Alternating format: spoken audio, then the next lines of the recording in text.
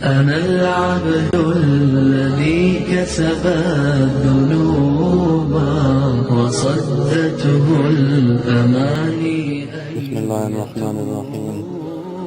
میری بہنوں، دیکھیں اس حدیث مبارکہ میں رسول اللہ صلی اللہ علیہ وآلہ وسلم نے کتنی خوبصورت بشارت عطا فرمائی۔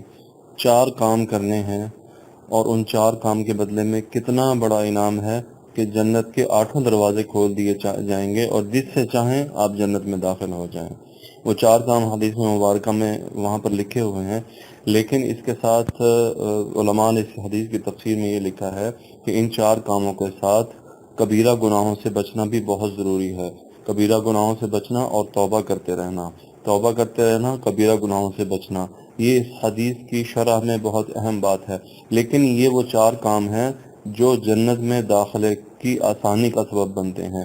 اللہ تعالی ہمیں عمل کی توفیق عطا فرمائے، آمین۔